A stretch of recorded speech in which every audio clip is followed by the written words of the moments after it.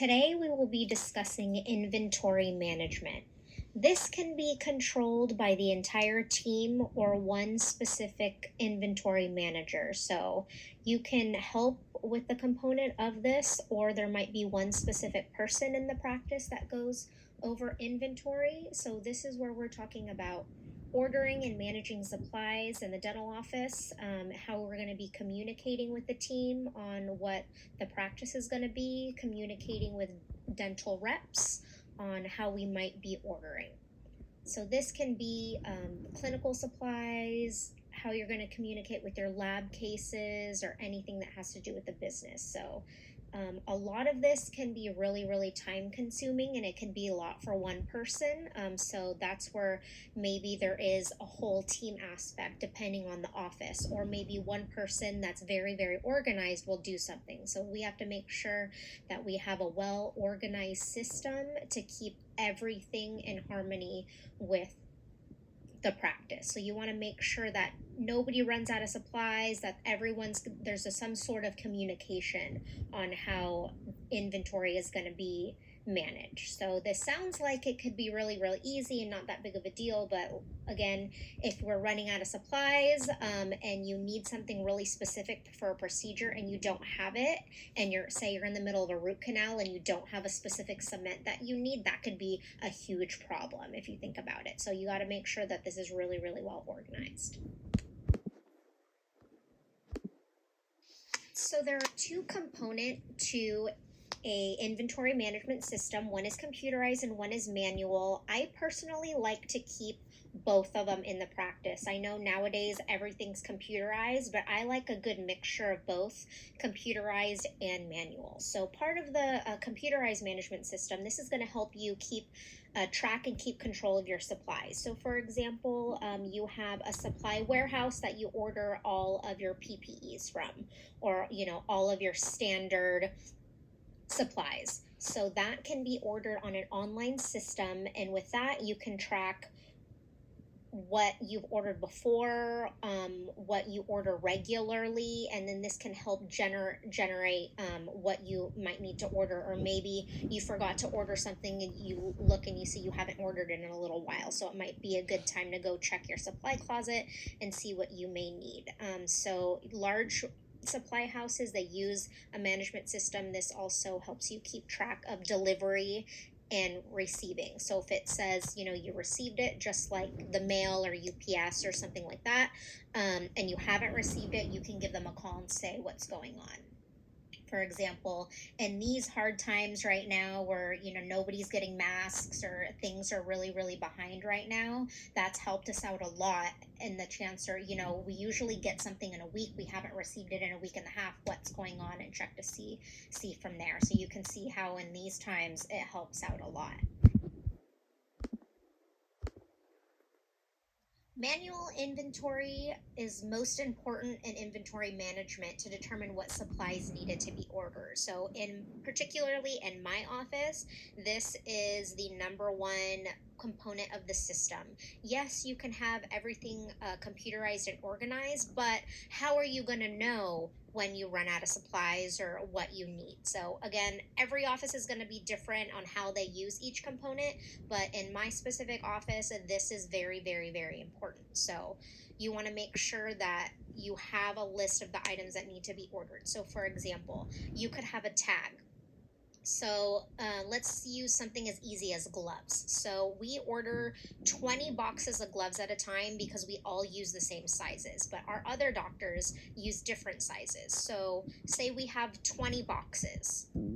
On the very, very last box, we will put a tag around the box. That way, as soon as we pull that last box, we remove the tag and then we put it in the basket needing to be ordered. Now, because I know this ahead of time, gloves get here in 1-day shipping. So that's not too hard to order. Something like impression material, alginate impression like you use in class, those come in a really big tube.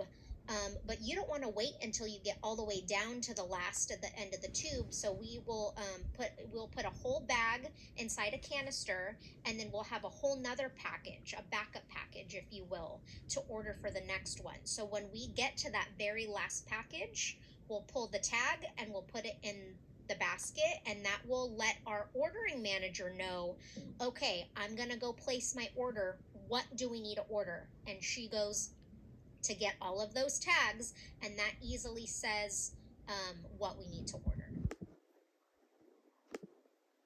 So as you can see, the system can fall apart if each team member doesn't contribute to the inventory control. So for example, let's go back to our glove ordering. Say we pulled the lost box of gloves, but we didn't do anything with the tag. We kind of just took it off and threw it on the counter and didn't do anything with it. And then we took, we were in a hurry. We took the gloves to the room and then we moved on about our day and we totally forgot about the tag. Now this can be a problem because how are we going to know that we need to order those gloves and then we run out and we have nothing? And of course, gloves are something that we use all day, every single day for all of our patients, and very, very frequently we use different, we have to take them off, get a fresh set of gloves. So you can see how that could be a really big problem. So you want to make sure that all the team members are aware on what needs to be done and how we are to proceed for that. So in my office, we have a 2 system. As soon as we pull the tag, we have a dry erase sheet that we write it on. So we say, we pulled this tag, and then we initial, and then we then take the tag and put it in the ordering basket. So that ordering basket is going to be handled by the inventory manager, and that way they know. So not only will she check the basket, but she will also check the list to make sure that everything is accounted for. So you can see that this can be time consuming and it does take a little while, but again, you want to make sure that this is getting checked at every corner. So there should be a master supply list of all supplies that needed to be ordered, because if something goes missing or it says that a tag was pulled but you don't find it, you want to make sure that you have all that information, and then that you can go to your master supply and see, here's gloves, this is where we order from, especially when we talk about lab information. You want to make sure that you have all those details. So we've been talking about tags. This is an image of what a tag would look like. So the information you need to order, that would be on the tag. That way, if anybody is transferring responsibilities, or for example, if the whole team is responsible for the ordering, anyone in the future, and when you're training new employees or anybody in the practice will know exactly what we're doing. So a tag would look something like this. We have ours with a rubber band around it. That's way it can fit around any of the supplies. On this ordering tag, it would have the name of the product. So for example, we order our gloves from Glove Club. So that would be on there. It would have the brand name. So we use Nitrile gloves. That way it doesn't have any latex in it. We want to make sure that it has the size of the glove, because we might be different sizes. Also the supplier, so if you're getting it from a specific supply company, that would be on there. The telephone number you're going to be ordering it from, that way you know exactly where to order. The order number, so this will be on the box or on the supply, or maybe you need to find that on your master list as we talked about. That way it's easy for the supply company to know exactly what you're ordering. So that would be on there. And then the maximum or minimum number. So for example, if somebody called in sick, you've never done the ordering before, you can grab this tag, you know where you're going to order from, you know how much you're going to order. So for example, like I said with our gloves, we'll order our size small. It's going to be from this company. This is the telephone number. We order 20 boxes. So for example, if you just put 20 on there, that could mean 20 cases. That could mean anything. So you want to make sure to be very specific. So again, when speaking with gloves, we're going to be ordering size small gloves. This is going to be the brand name. We're going to order 20 boxes. That does relate to 2 cases. So if that information needs to be on there, we'll put that information on there. And then we want to put the price on there, because when you get the invoice, you want to make sure that if there's a change, you want to, if that was an accident, that they change that, because it happens. It does happen a lot. And like I said, this is very time consuming. So we have an ordering manager that is in charge. When she gets the invoice, she checks the prices and makes sure that they don't accidentally put the wrong price into the computer system, or that they honor the price that they told us. Obviously, sometimes it'll go up. So this actually helps us keep track of how often the prices are going up and things like that. So all of that needs to be specifically on these tags. That way you'll know exactly what is the information that you need. So the more that we are talking about inventory, the more complicated, as you can see, that it can be, and time consuming. So you want to make sure that there is an inventory manager, even if the whole team helps out with the order. That way they are in charge of what's going on. So in an inventory manager, you want to make sure that they are very organized. As you can see, the different components of the system, there could be a kink in the system as it goes on. So you want to make sure that there is always a direct, very organized person that is going to be in charge of this. So also, this person has to be able to have the time to carry out these duties, because they have to check the inventory, they have to double check to make sure how low they are, if they need to order extra, if they need it tomorrow and need to order sooner. They have to have time to go over all of this. Same thing when the order comes in. They have to make sure to put all the tags back on the inventory, make sure that they check the invoice to make sure that it's the correct number. So sometimes they'll let us know, oh, this is on back order. Well, if you're not reading the invoice, you can't tell that. And then you have to be able to call the company to say, okay, these are on back order. When are we going to get these in? So all of those phone calls, checking, organizing, that's all very time consuming. So the inventory manager needs to make sure that they have the time to be able to do this throughout their day or throughout the week, depending on how the office wants to take care of that. They also have to be able to communicate with the entire team so that everybody knows what's going on.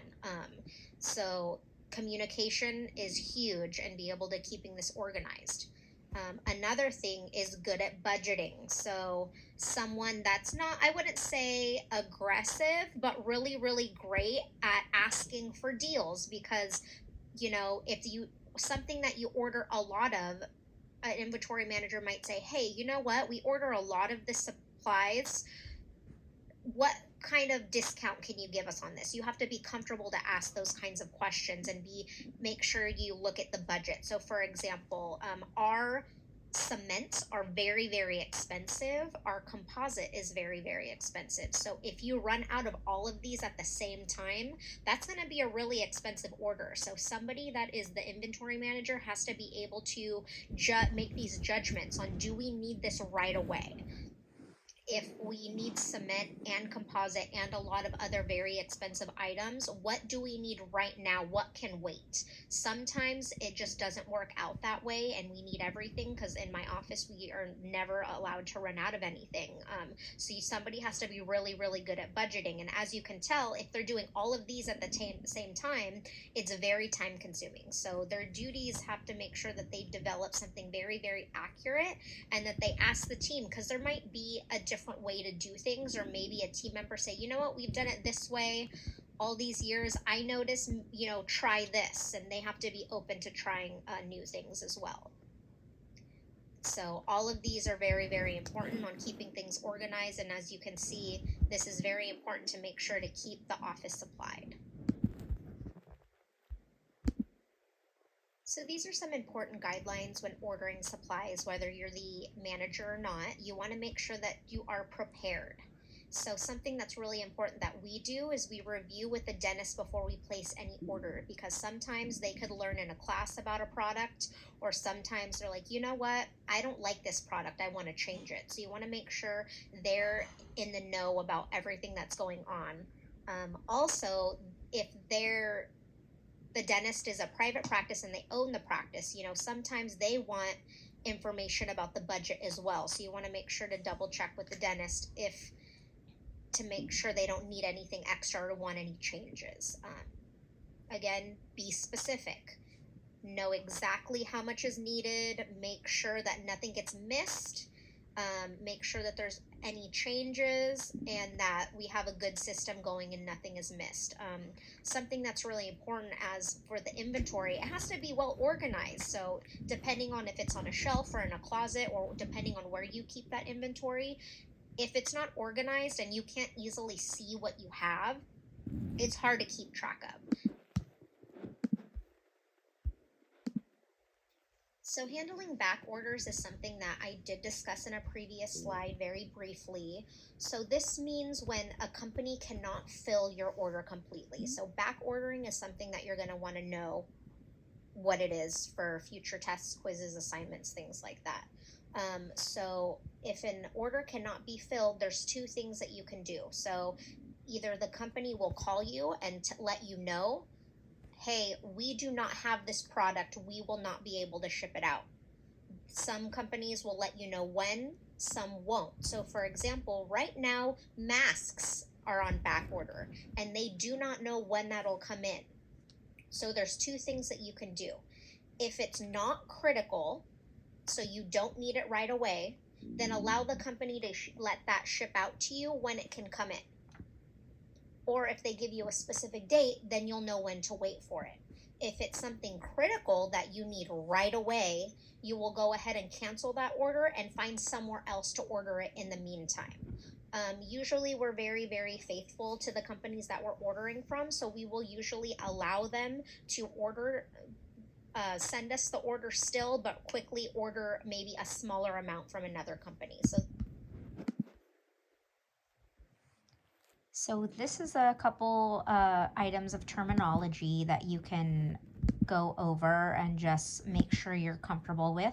We want to make sure that you have all the information that's needed for things that are coming up, assignments and quizzes, and final, of course. So hopefully you kind of got a lot of new information, maybe something they're not too familiar with, never done before, and just let me know if you have any questions.